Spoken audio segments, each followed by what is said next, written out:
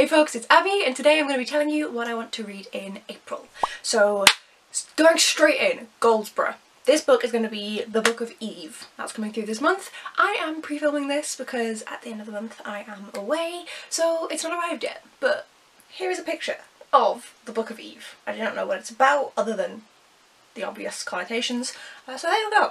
We'll be surprised together. Then, the books I actually want to read that I own. First up, A Day of Fallen Out by Samantha Shannon. This chunky book is the prequel to The Priory of the Orange Tree. I am very nervous and very excited, and I was tempted to try and pick it up in February, but I'm glad I didn't. In March, but I'm glad I didn't because I wouldn't have been able to give it the time. This is going to be a slow read. I'm going to slowly read this over the entirety of April. This is going to take its sweet time. But yes, I'm very excited for this. I don't even know what A Day of Fallen Night's about. Jimmy is the sister of the Priory for 50 years. She is trained to slay worms. When the Dread Mount erupts, bringing with it an age of terror and violence, these women must find the strength to protect humankind from a devastating threat.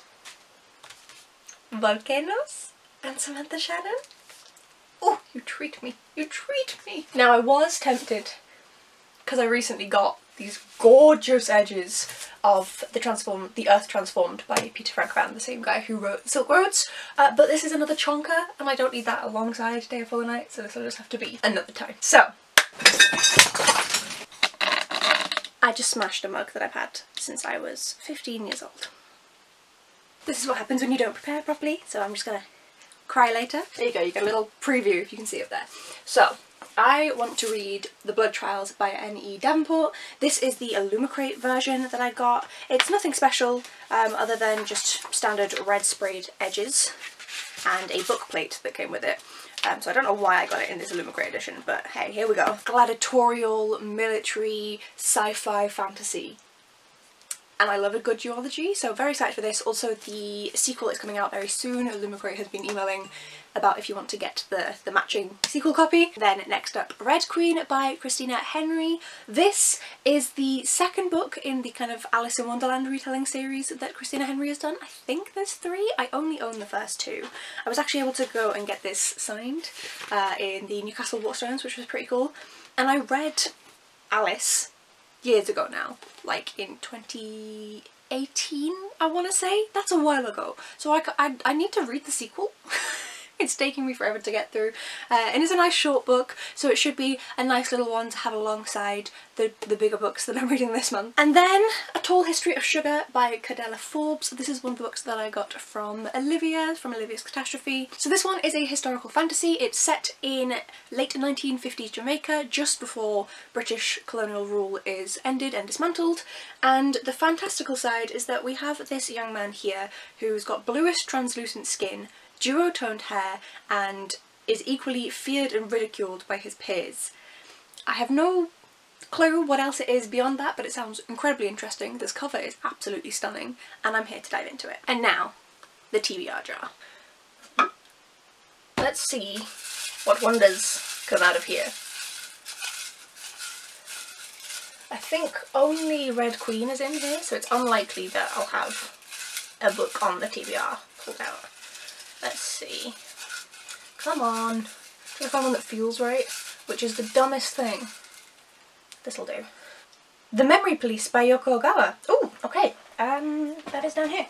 Near the broken mug, need to be careful. Okay, The Memory Police by Yoko Ogawa. So this is a world where the memory police, the government, can control what everyone remembers. So they can take a concept, an item, or a person and decide that that no longer exists. Everything is destroyed of that. So for example, birds, every bird gone, and everyone's minds are wiped, and so they don't remember that they ever existed. Anything that involved them, the story works around them.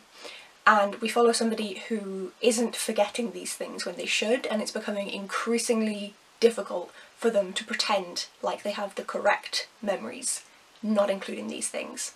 And I think it's going to be a fascinating book. I'm so excited to read it. It was translated into English by Stephen Snyder.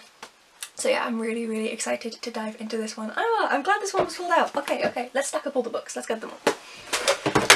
I'm breaking everything today. Ugh, this is my TBR. April. January, February, March, April. Yes. So not too big, not too small. I think this is an alright size. Have I missed anything? Oh yeah, the Book of Eve. Okay, so this is the TBR apart from the Book of Eve, and I don't know how big that's going to be. So that should be interesting. I imagine that's going to be a bigger one, not as big as Day of Fortnight, but still on the chunkier side. So that does bump this TBR up a little bit, but I still think it's completely manageable, especially because A Day of Fortnight I'm going to be reading through the whole month. So let me know if you've read any of these. What did you think of them? Tell me, tell me, tell me. I need all of the motivation for next month. As if the sun comes out when I'm done filming. Thank you so much for watching, folks.